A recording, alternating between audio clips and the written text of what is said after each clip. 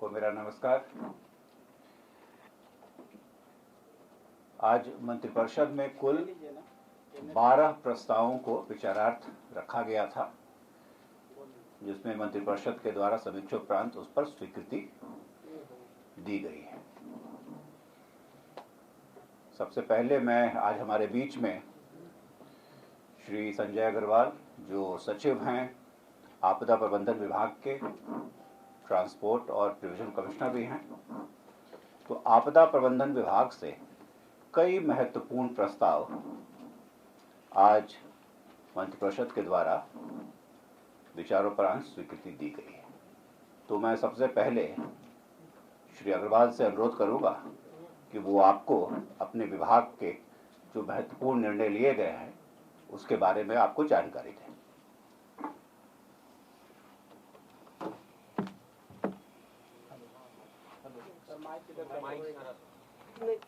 ये और दे दीजिए।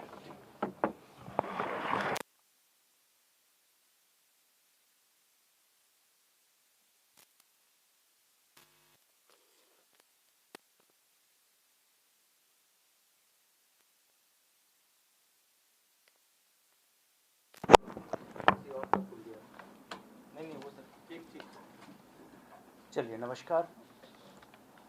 आज मंत्रिपरिषद के द्वारा जो पिछले महीनों जो बाढ़ की स्थिति उत्पन्न हुई पूरे बिहार में, कुल 4 चरण में बिहार में बाढ़ की स्थिति उत्पन्न हुई। अभी पिछले हफ्ते भी अतिवृष्टि के कारण कई जगह प्रभावित हुए क्षेत्र, तो उन सभी क्षेत्रों का माननीय मुख्यमंत्री जी के निर्देश पर विस्तृत सर्वेक्षण करवाया गया। माननीय मुख्यमंत्री जी के द्वारा लगातार हवाई सर्वेक्षण भी किए गए, कई जगह स्थल निरीक्षण किया गया और सभी जिला पदाधिकारियों के साथ जो बैठकें की गई, उसके आलोक में उनके द्वारा एक समय सीमा निर्धारित की गई थी कि 12 तारीख से पूर्व हम लोग पूरे क्षेत्रों का सर्वेक्षण करें और जो लोग पीड़ित हैं, चाहे हमारे किसान भाई हो चाहे अन्य परिवार हो, जो भी बाढ़ से पीड़ित हुए हैं उनको सही समय पर हम लोग राहत प्रदान करें।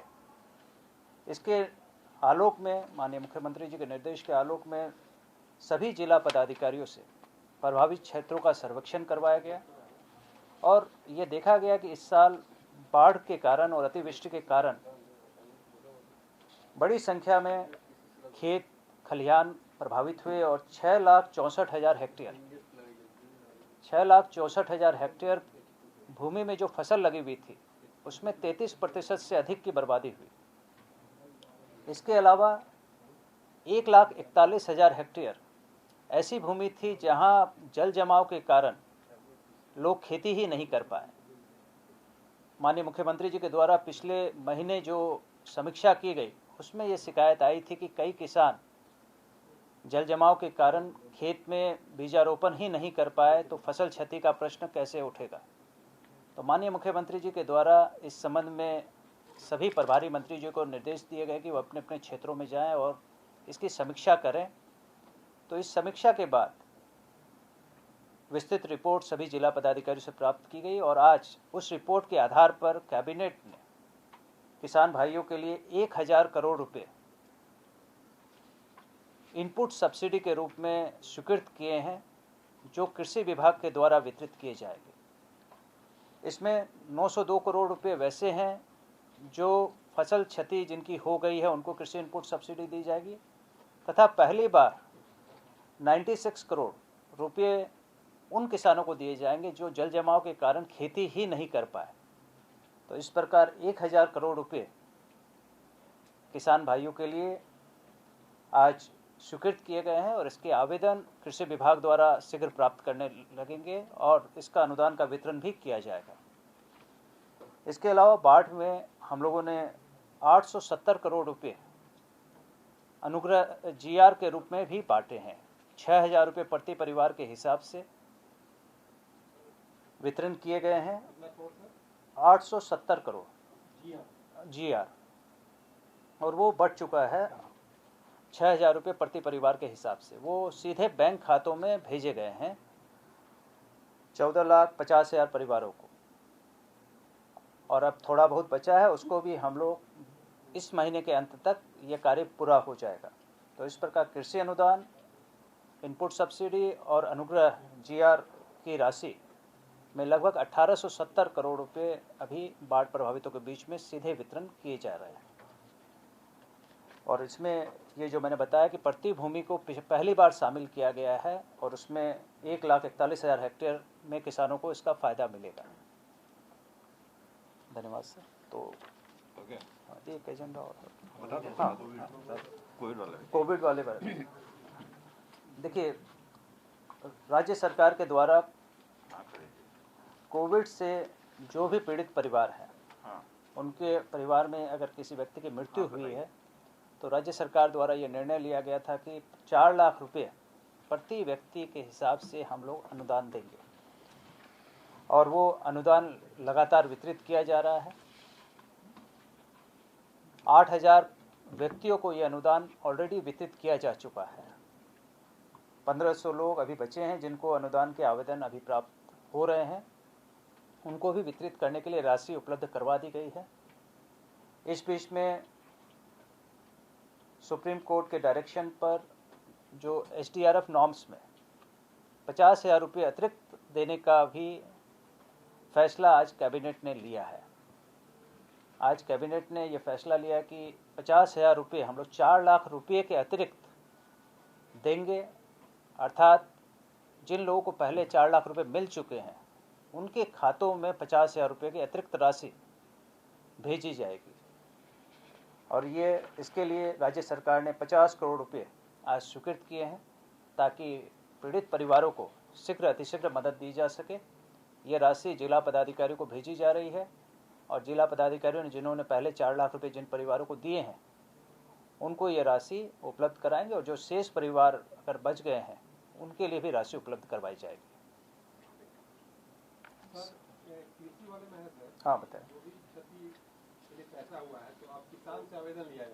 हाँ बिल्कुल, इसमें देखिए कृषि विभाग का ये सेट प्रोसीजर है कि कृषि विभाग ऑनलाइन आवेदन, जो भी पीड़ित या किसान हैं वो आवेदन भरते हैं, उनका एक पोर्टल है और उसी के तहत वो लेते हैं और फिर इसकी जांच कर करके सीधा वो भुगतान किसान के खाते में DBT के माध्यम से होता है।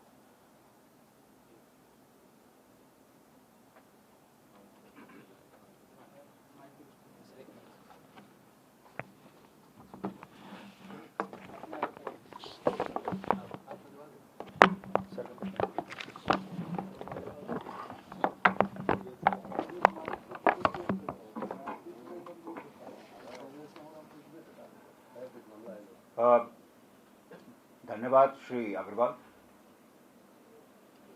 अब बाकी जो आपदा प्रबंधन के अतिरिक्त जो निर्णय हुए हैं वो इस प्रकार हैं।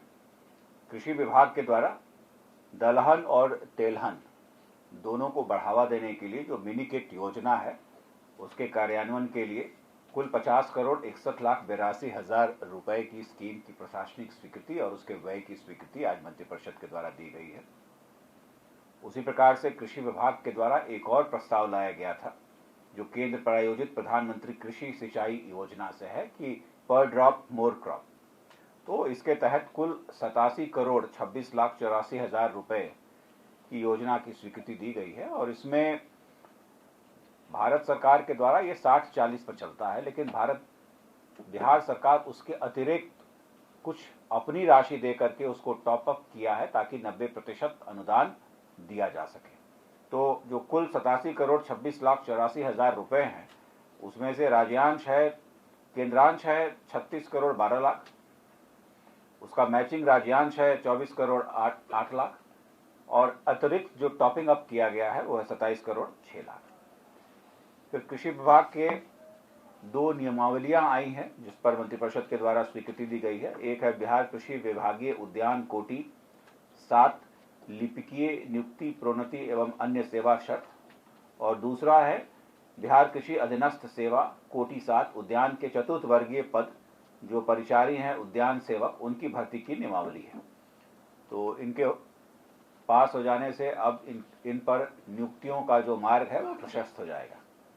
नगर विकास एवं आवास विभाग के द्वारा जो शहरों में जो जलापूर्ति योजनाओं का निर्माण किया जा रहा है उनके लिए संचालन, रख रखाव, अनुरक्षण हेतु कौन सी नीति हो, इसके लिए एक बृहत अनुदेश तैयार किया गया है और उस अनुदेश पर आज मंत्रिपरिषद की स्वीकृति प्राप्त की गई है। उसी प्रकार से एक केंद्र प्रायोजित योजना है एकीकृत बागवानी विकास mission, mission for integrated development of horticulture, राष्ट्रीय बागवानी मिशन के तहत है।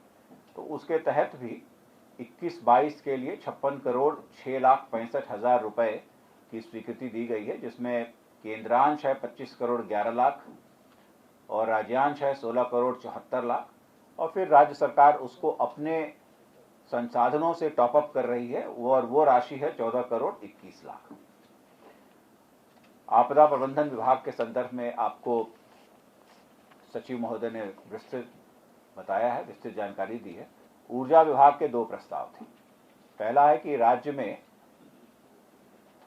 सभी जगह पर प्रीपेड मीटर्स लगाए जाएंगे और इस प्रीपेड मीटर्स लगाने के लिए जो केंद्रीय उपक्रम है power finance corporation, rural electrification corporation limited REC, energy efficiency services limited WESL, तो इनके साथ 2 हमारी अपनी कंपनियां भी हैं, नॉर्थ एवं south power distribution company limited. तो ये कुल जो 6 कंपनियां हैं, इनके द्वारा प्रीपेड मीटर्स लगाए जाने का कार्य किया जाएगा और इसमें 2 मॉडल है। एक है कि ऑपेक्स मॉडल है जो अभी वर्तमान में हो रहा है और इसमें एक प्रीपेड मीटर पर लगभग 7,700 रुपये का खर्च आता है। तो चूंकि प्रगति स्लो हो रही थी, इसलिए इसको अब हाइब्रिड मॉडल में लगाया जा रहा है कि जिसमें कैपेक्स भी हो और ओपेक्स भी हो। और इसमें एक है तरीका कि उसको 96 किस्तों में उसको उस राशि को ली जाती है, तो इससे भार कम पड़ता है। और इस योजना पर पूरा जो खर्च है वो लगभग 11,000 करोड़ रुपए आएगा और अभी तत्काल उसका जो 30% राशि है वो राज्य सरकार नाबार्ड के माध्यम से लोन पर लेगी, RIDF की लोन पर लेगी 810 करोड़ रुपए।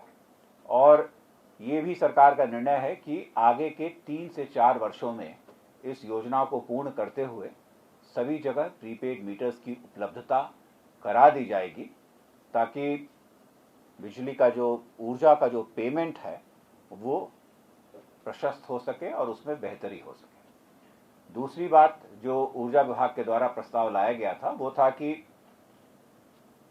अमनौर छपरा में जो ग्रिड सबस्टेशन है उसमें एक 160 MVA का ट्रांसफार्मर लगाया जाएगा ताकि जो डिस्ट्रीब्यूशन सिस्टम है उसको बेहतर किया जा सके। और पटना में जो बिजली पहुंचाने की व्यवस्था है तो पटना के आसपास जितने भी ग्रिड स्टेशंस हैं उनको भी बेहतर किया जा रहा है। और उसी क्रम में नौबतपुर और जकनपुर जो 2 ग्रिड सबस्टेशन हैं वहां पर 400 kV के बस रिएक्टर्स लगाए जा रहे हैं ताकि ये जो वोल्टेज का जो फ्लक्चुएशन होता है वो किसी भी प्रकार का ना हो सके। ये 400 kVA की वहां पर सप्लाई होती है और इसके लिए कुल 111.14 करोड़ रुपए की राशि की स्वीकृति पर मंत्रिपरिषद के द्वारा स्वीकृति दी गई है। इसमें 80% लोन है और 20% इक्विटी है और इक्विटी के क्रम में 10% Bihar state power holding company limited का होगा। तो उसके लिए 11.114 करोड़ रुपए की स्वीकृति मंत्रिपरिषद के द्वारा दी गई है। और अंततः मंत्रिमंडल सचिवालय विभाग के द्वारा दरभंगा में जो एयरफोर्स का एयरपोर्ट है वहां पर सिविल इनक्लेव बनाए जाने के लिए कुल 78 एकड़ जमीन के अधिग्रहण के प्रस्ताव पर मंत्रिपरिषद के द्वारा स्वीकृति दी गई है, जिस पर कुल राशि 336 करोड़ होगी। आपको याद होगा कि वर्ष 2019 में, सितंबर 2019 में स्वीकृति हुई थी कि वहां पर 31 एकड़ भूमि अधिग्रहित की जाएगी जिस पर 123 करोड़ का खर्च होगा और ये राशि समाहर्ता दरभंगा को दे दी गई थी, लेकिन कई कारणों से, जिसमें से प्रमुख था कि उसमें इंडियन एयरफोर्स की सहमति हमें नहीं प्राप्त हो सकी, तो उसके स्थान पर दूसरा प्रस्ताव हम लोग के पास उपलब्ध हुआ है। तो ये जो 78 एकड़ है इसमें से 54 एकड़ में सिविल इनक्लेव बनेगा और 24 एकड़ रनवे के एक सिरे पे है जहां पर इंस्ट्रूमेंट लैंडिंग सिस्टम लगाया जाएगा ताकि ये 12 महीने में हर वक्त वहाँ पर प्लेन्स का परिचालन हो सके। आप सब लोग इस बात से वाकिफ़ हैं कि जाड़ों में दरभंगा में बहुत ज़्यादा फॉग होती है और उस फॉग में भी हवाई जहाज़ को उतरने की आवश्यकता होगी, तो ये इंस्ट्रूमेंट लैंडिंग सिस्टम लगाया जाएगा। तो ये आज कुल 12 प्रस्ताव ऐसे थे जिस पर मंत्रिपरिषद की स्वीकृति प्राप्त की गई है। आप कोई प्रश्न हो तो आप इसको पूछेंगे तो उसका जवाब दिया जाएगा।